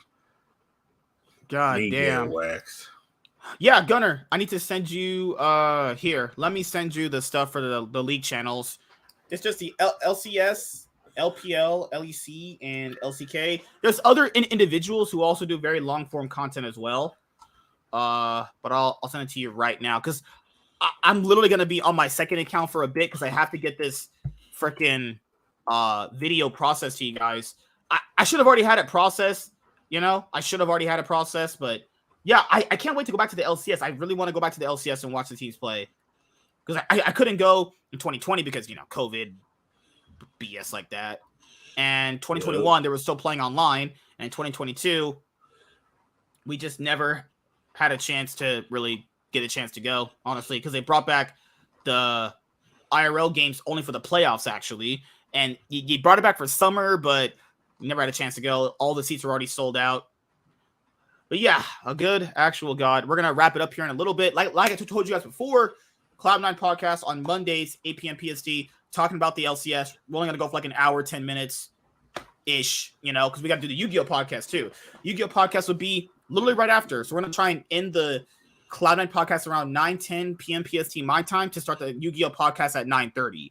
That way we're not taking up too much time. I'm trying to get the Yu-Gi-Oh! Podcast down to like minimum hour 30. That's the usual time I want for the Yu-Gi-Oh! Podcast is an hour 30. That's the usual time I want for it. But, Miss 1776 was, just trying to roast me. And that did not go well. I was destroying her with the roast, right? Yeah. Oh, this is also what I like too, is that they have the promos. They need to keep doing this. You know how the LEC does the match of the week promos? They need to start doing that. Why don't I have match of the week promos for this fucking league, man? Get people interested in this goddamn league. Please. Please. I think low-key, they want him to die down. Week 2, day. This is weird too. Why do they have a week 2, day 2 when that's next week already here? Oh, Jesus Christ. Fucking hell. I hate this league sometimes. Good actual God. Get me my match of the week segments. Please. They got the LCS week 1 promo. Like, okay, if that's your thing to promote the league, great. Keep doing that. Because there was a point in time when they weren't even doing that. They weren't even doing that for a while, The dive is back with Kobe, Mark, and Azael. I think that's great. You want to hear their 100 Thieves opinions? Did you watch this, actually? From the dive yet? Yeah. Yeah. Let's see. I mean, Jet has an interesting 1-1 too. I was like, oh, okay, I can kind of see where it's coming from. This is what they thought of 100 Thieves. So they had him at 5th. Yeah, as they should be in 5th. Coming in. All right, so what they say. Yeah, speaking of new 80 carries coming into the league, number 5, 100 Thieves, this young guy, double lift. Lots of people excited after killing it in Champions Queue and Solo Queue. Everyone's excited to see this guy. finally what he can do in pro play. Yeah, I think you should continue speaking on this team, Mark, because you put them the highest of any of us. Everyone put them third. This is a huge jump. Everyone put them fifth. Yeah. Cowards. So here's the roster. It's Tenacity. Wait a minute. They should be fifth. Bjergsen, not good in 2022. Doublelift is returning. Old man Doublelift returning. Closer's like legitimately their only good player coming in. I mean, you could see like how Closer could make the roster like at least top 5 material, at least top 4 if they really, really win more games. And then you have 2 rookies coming on stage. They rightfully so should be put at 5th. There's 2 rookies coming on stage and playing their first game literally tomorrow. What? Why will we not put them 5th? Because there are people who are questioning their plex on C9. There's some people who didn't put FlyQuest high. There are some people like I don't. Where do they have FlyQuest? I forgot. I remember they had them at first. Fuck. Yeah, that's why I looked at this list. I was like, I think people are looking at the name. They're like, all right. Yeah, just names on paper. It's like, no, when you do how you really do power rankings overall, as I've learned about throughout the years, is not just looking at names on paper, but looking at this player working with this player. It's like, can you see the whole vision that even they're putting together on a team? You know, that's me. That's what I think. Tenacity, Closer, Bjergsen, Doublelift, and Busio. So they're going the EG kind of strat. 2 young guys, pair them with veterans. Let's hear your argument for third. And let it be known they're getting shit on in scrims right now. Yeah, let it be. Jeez, who would have thunk it? Who would have thought that? Who would have thought that bringing back Doublelift and bringing over Bjergsen for your main players, you would just get absolutely rolled? Everybody getting shit. Everybody in LCS is getting shit on. But it's like, and for context, they're playing against the Korean. I mean, they're probably only scrimming against the best teams anyway. Yeah, they're only scrimming against the best teams. They're gonna get probably destroyed. Like they're scrimming against like T1. Like the fuck. Get ass fucked. Jesus Christ. Scrims. I included that in my calculations. I expect this to be a slow starting team for a number of reasons. Okay. Obviously, Bjergsen and Doublelift getting back together. Doublelift has to knock off all the rust. I thought the Bjergsen hate last split was like a little overstated. What the Mark? I love you, man, but no, he played bad. He played awful last year. It's not awful as if like it was like revenge level. No one's saying that, but awful for what you expect of Bjergsen, right? When I watch LeBron James play, I don't want to see LeBron James playing like James Harden. You know? There's as Kate I would say, there's levels to this shit. You know? I'm just saying, like, I don't think people were over hating on Bjergsen. Even you saw him play. This guy was running it in some games. This guy wasn't trying. This man auto locked in Zillion because he couldn't carry most games. A carry mid laner is supposed to auto lock in a supportive mid like Zillion. Bruh. I understood where it came from, that like people are just kind of sick of him and like coming back, and like Team Liquid as a whole was kind of hated as a super team kind of thing, and he took a lot of the brunt of that. But like I still thought he was easily top 3 mid in the LCS. Yeah, I mean because the LCS mid lane pool was really bad. He was really only like top 4 by default.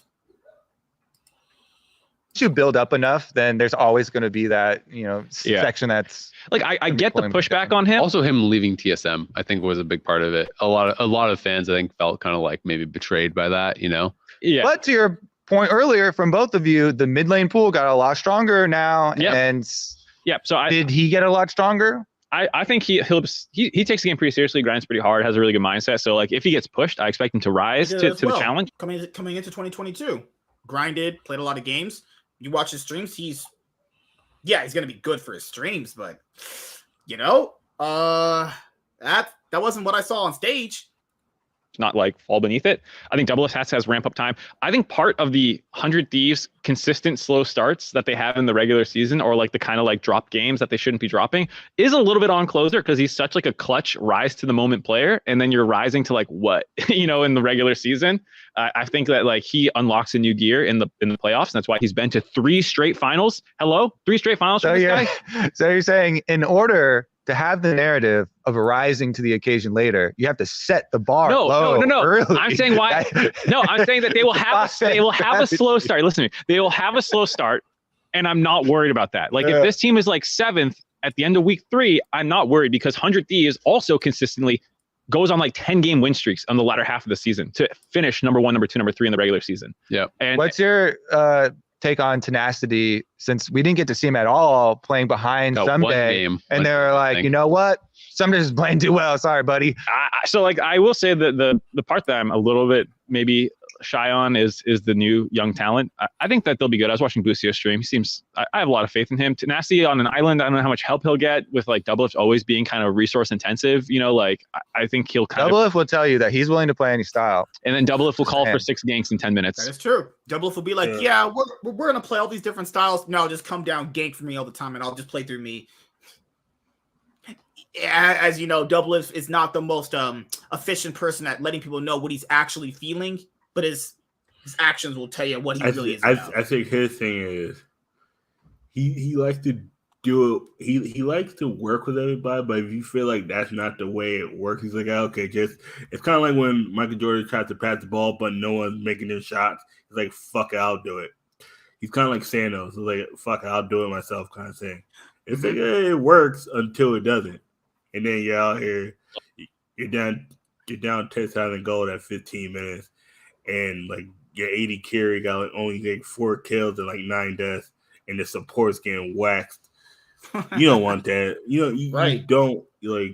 And then like I like that's what I think is going to happen this season is they're going to have every team has this in every league season ever. They'll have a slump randomly. They'll start losing a good amount of games, and I feel like they're going to revert to that style if they start going through a slump to get them out of a slump. This is what it is. They're going to lose to the teams you expect them to lose to, and then they're going to beat the team. It's like I would not be surprised if they don't beat C9 at all, or I wouldn't be surprised if they smoke them. I'm not sure what team's going to be like their kryptonite. Every season, 100 seasons has a team. Like last year was FlyQuest, where they just couldn't beat them during the summertime. It was just like FlyQuest always knew how to figure out. Right. Mm-hmm. It was like, some teams just play better into other teams, even if they're worse on paper, right? Yep. But when we used to scrim Doublelift, dude, it was so troll. It was like you have to go bot. Like, I mean, he's evolved a lot as a player since then, but like, I think he still is like a more resource. Like, I don't expect Bucio to be like roaming topside to like set up ganks the way Core JJ does that kind of stuff. And maybe he will, but maybe one of his best champs is Pike. This man's gonna be. Anyways, we'll see how it plays out. We don't know. This is the point. I find it funny because I was also really excited for Bucio. The show match, maybe, or what did we even call that thing? The season kickoff. The season Zoomer kickoff. Doomer. That was like 2 weeks ago. Yeah. Maybe it was like ranked season kickoff thing. Yeah. It was the ranked season kickoff, not the LCS season kickoff. Yeah. Not confusing. It was funny because we had Sven there also. And, not a good look.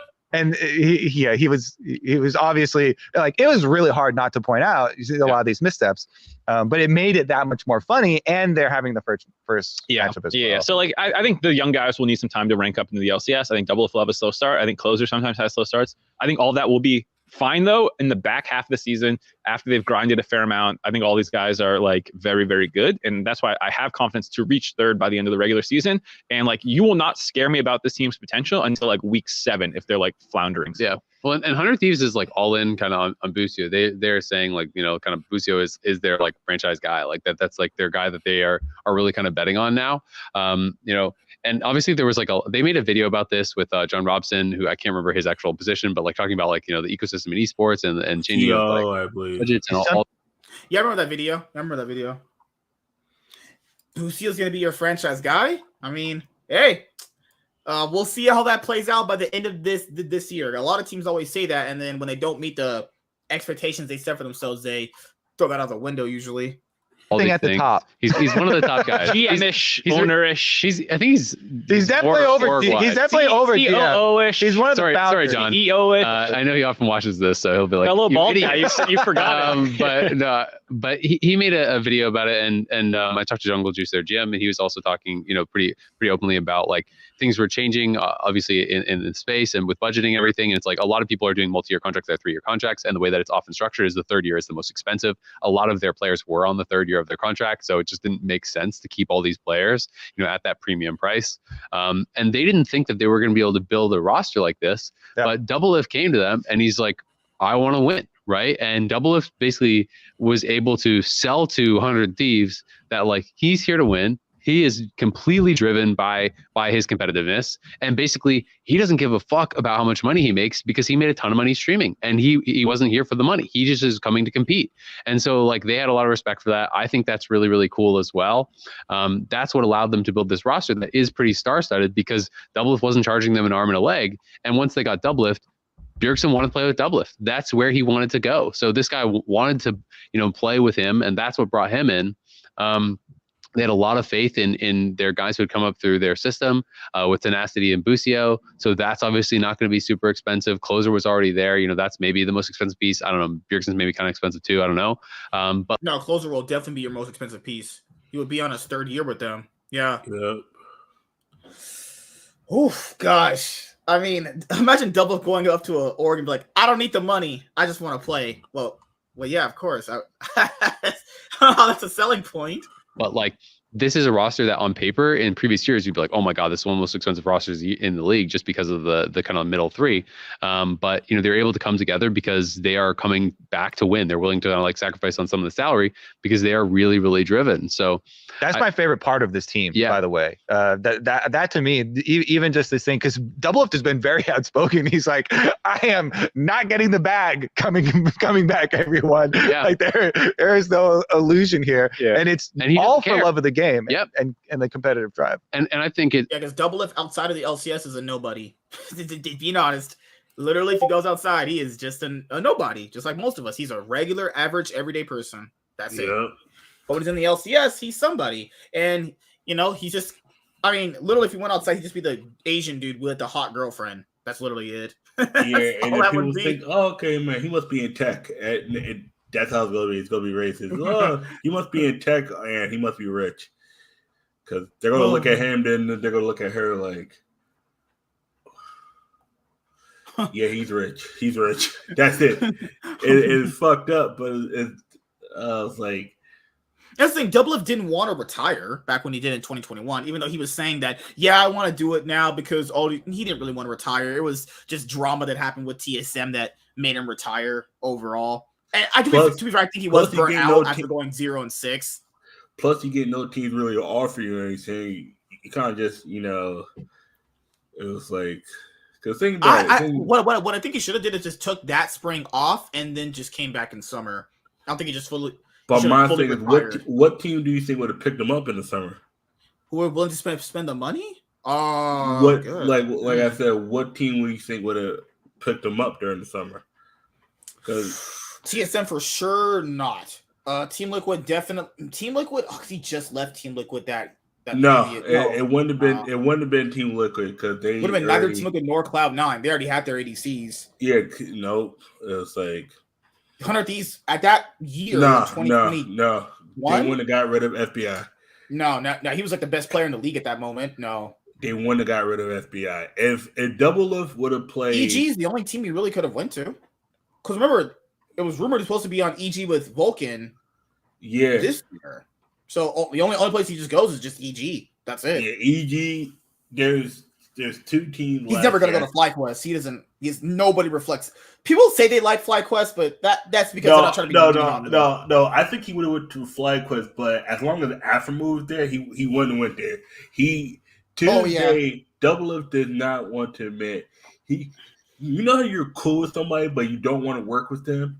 That's Afro. Oh yeah. Mm-hmm. He after what team were they on together, and then they left CLG for a bit, and they had that big falling out before the. It's kind of like how Speaker doesn't want to go on any team with Doublelift and Bjergsen. Yeah, Doublelift will not, in my opinion, play on another team with Afro ever again. There's because he could have easily went to FlyQuest last year, easily, and you can tell he was just like.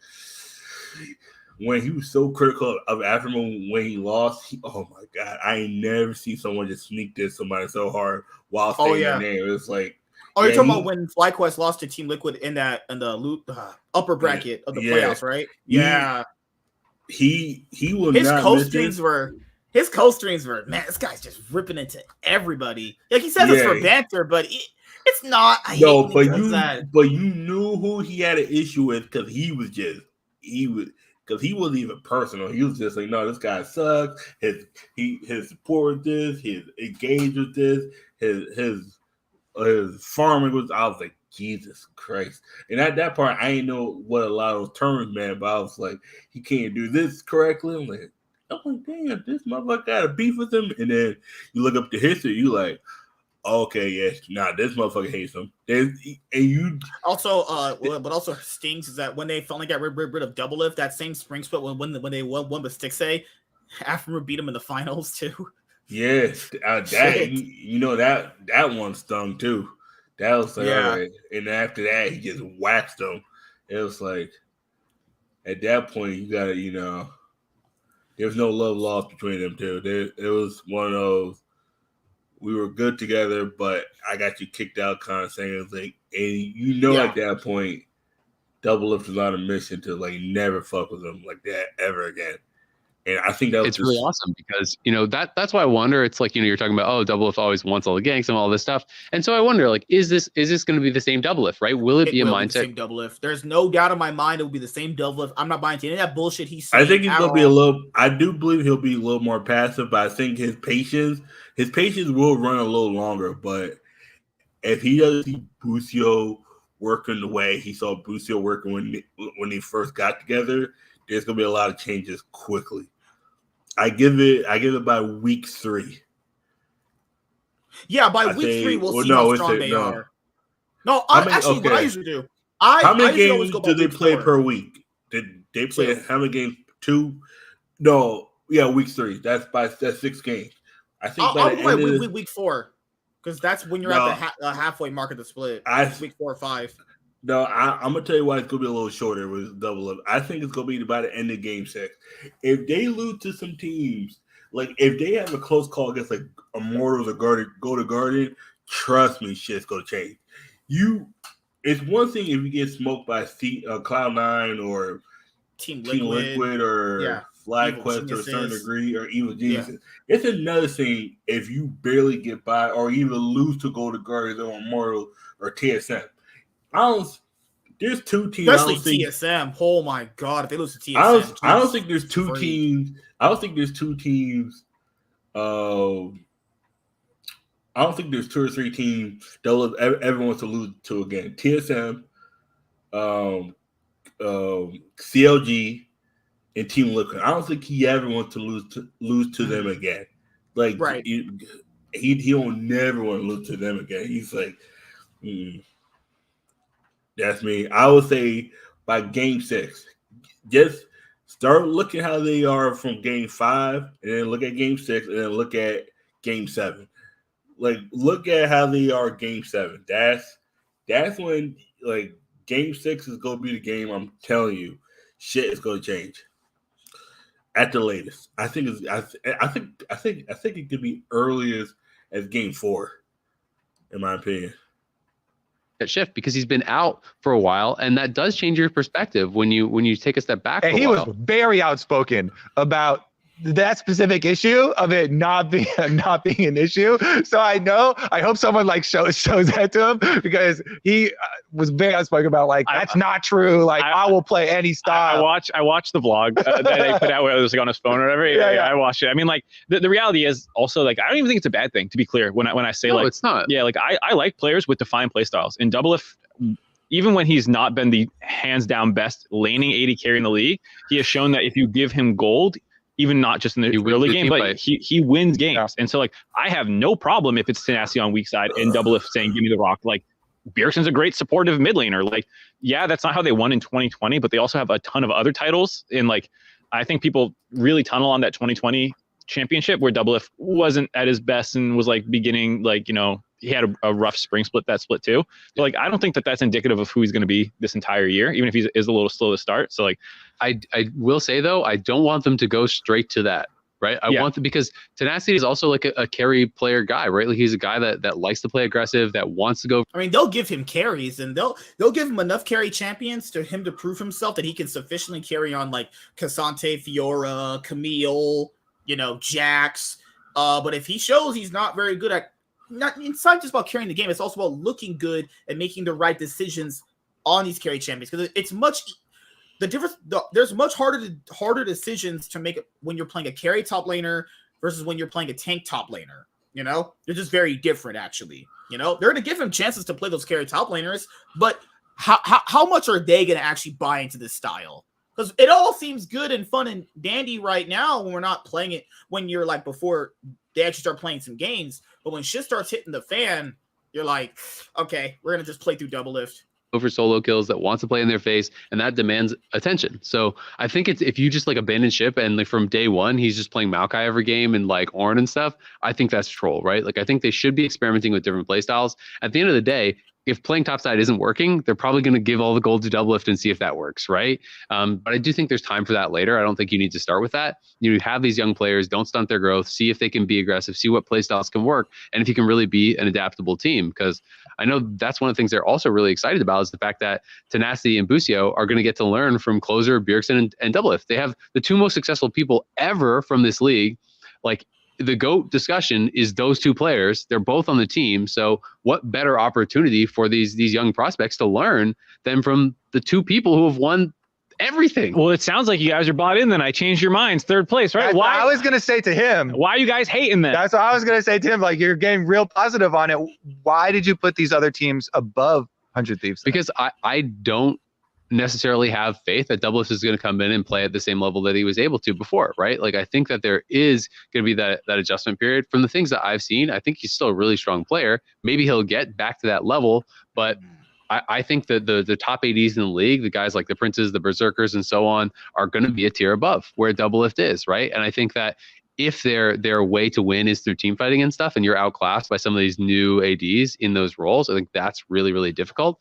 I also don't think that there's any guarantee that Tenacity and Busio are going to hit the ground running and be to their top level right away, right? And if they're having struggles and Doublelift isn't able to just kind of like drag them across the finish line or whatever, Bjergsen, it's been a while, even though I was like a pretty big Bjergsen fan last split and had him, I think I was maybe one of the people that had him highest in All Pro out of us. He hasn't been the like solo carry guy in a long time. So I start to worry that it's like, okay, if Tenacity and Busio are clicking from day one, if Doublelift has lost a step, who's the guy who's going to carry every game, right? And that's where I start to think that they may be picking up a lot more losses. If this team, if everything works out, their wiggle is to a championship, right? Like they wiggle their way right up to a trophy. This is something I want to bring up early, is that the wiggle for me, for all of the top five, the top end goes up to the trophy. That's how stacked the top five is. And the defining... But Dignitas can't wiggle that high for you? Nope. Definitely not. No. Though I love Jensen and I love Santorin. No, definitely not. Especially when you have Spawn and Ignar on your roster. Ignar is a mega sprinter doing a sprint Olympics on some of these teams. But that's just me personally, guys. I cannot wait to have the LCS back. Like I said before, remember, everyone watching this, Cloud9 podcast, Monday, 8 p.m. PST, around that period. But just, if you don't get the show on Monday, you will, at the very latest, get the show on Wednesday. Yeah, if you can't get it on Monday, you'll get it on Wednesday. We're still kind of figuring out, is Monday the best sufficient day? Because, Monday is hard because I just get off my very hard work week from Thursday to Monday going into that week. But most likely, yeah, I'll be able to get it done for you guys. So remember, 2 Cloud9 podcast episodes a week. Monday, Cloud9 podcast episode for the LCS. And if we don't have it on Monday, it'll be on Wednesday. The LEC day with me and Warren is going to be on Tuesday.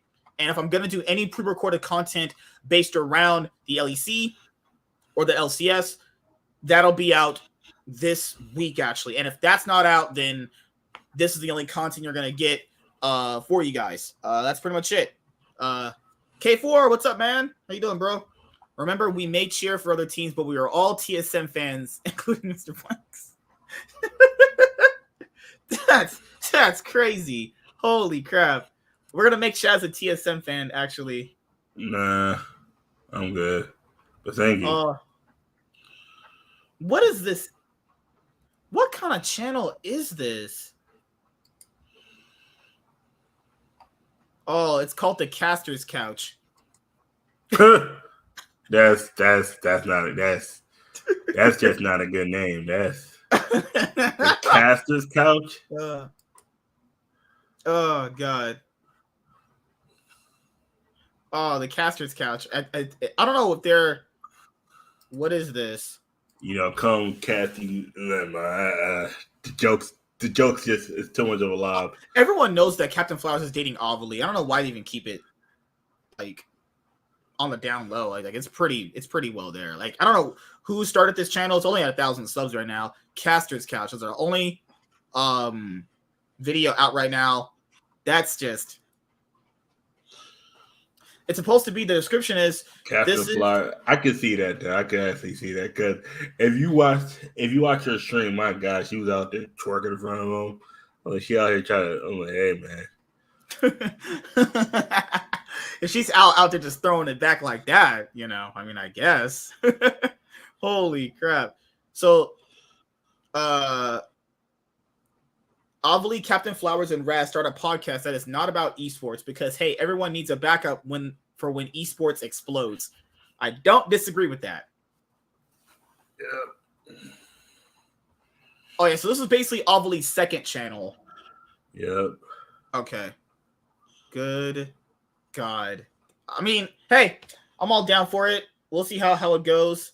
Because Ovalie has her own YouTube channel where, I mean, because I Will Dominate has that one. Yeah, he had his show with Ellis and Degon called Face Check. It's on Esports Bet right now. If you guys want to find Face Check, it's on Esports Bet. I was on my YouTube homepage, and that's where it's at. Because I don't know why I Will Dominate doesn't put Face Check on his main YouTube channel. I don't know why he was shopping it out to these other big esport guys who had this venture capital and then failed with this venture capital because they couldn't generate revenue and profit, and then that just failed. Because if you go and look, Face Check was on I Will Dominate's channel, then it was on Then Esports, then it was on G4's YouTube channel for a bit, and then we know both those freaking YouTube channels, both those esport organizations went under because of bad management, and now it's just on Esport Bet. I'm thinking to myself, why not just put Face Check on your own YouTube channel?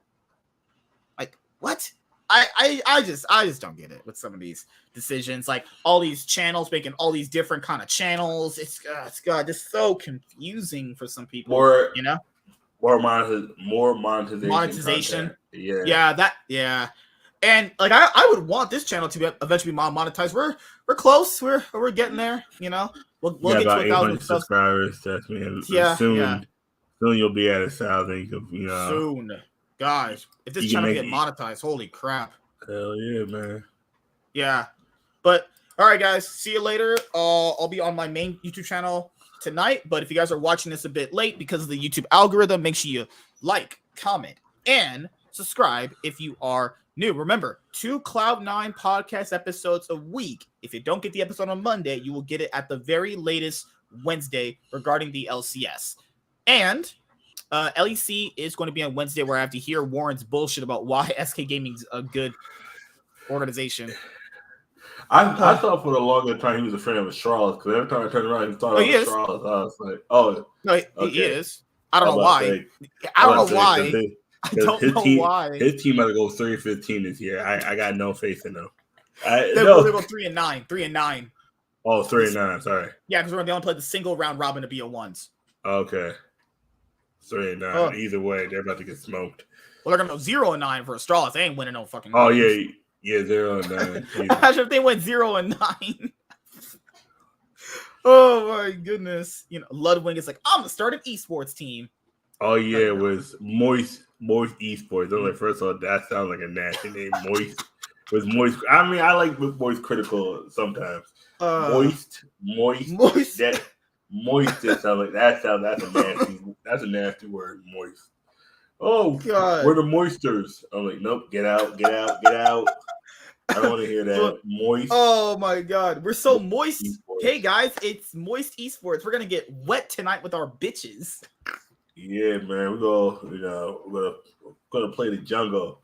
Like, but the thing is, I don't think they're playing League though. I know they've got a Smash team or the same amount Smash team, Valorant. They got a budget, but not League. Yeah, because I know Misfit Games don't have a League team anymore right now. Yeah, they sold their spot to Heretics. Yep. Oh yeah, it's crazy how they're doing. Yeah, because Last Free Nation, they're doing their thing with Thorn and like they have their thing with the LCS, the LEC, and the LCK. I just don't know why, or even that. Why can't they put face check on Last Free Nation? Are they trying to figure out how to monetizing content? I mean, sure, that's not a bad idea, but it's like because they have Power Spike with Monty, Degon, and I Will Dominate, but I just don't get why face check has to be bounced around through all these different channels when now they could literally just put I Will Dominate's face check show on Last Free Nation to have it in one secure, safe place that we know is still gonna be there. You know, this is why I think a lot of esports shows lose a lot of viewers is because the shows keep getting bounced around. You know, like it keeps getting bounced around every single year. You're like, okay, it's secure in this place for 1 year, then I got to go out and looking for it the next year. And I go out looking for it the next year. It's like, no, that's why I told you, you're only going to get the Cloud9 podcast here. This is where it'll be at. This is where if you already like it here, it is staying here, and this is what you get here. You know, like putting it all on my main channel wouldn't make any sense because first of all, like, main channels don't really, people don't really even know what the fuck we're talking about over here. You know. And I know Juvenile was like, well, why don't you combine them? I can't. This is so vastly different compared to what I talk about over there. It's so vastly different. It's so different to the point where I'm talking like Spanish, like Lennon be doing to me sometimes when she's talking about the Opus Quieres or something. I don't freaking know. Oh, shit. Wait, Fuzzly got a new car? What's this girl doing? Yeah. GenG and 100 Thieves behind all the hot women. Man, they just love hot ladies. And I think Stormy said that all the 100 Thieves people are now on YouTube streaming. Gee, I wonder why. Because Twitch is out here promoting fucking the thought meta. Someone called it the thought meta. I was like, holy shit. Oh my god. All right, guys. See you next week.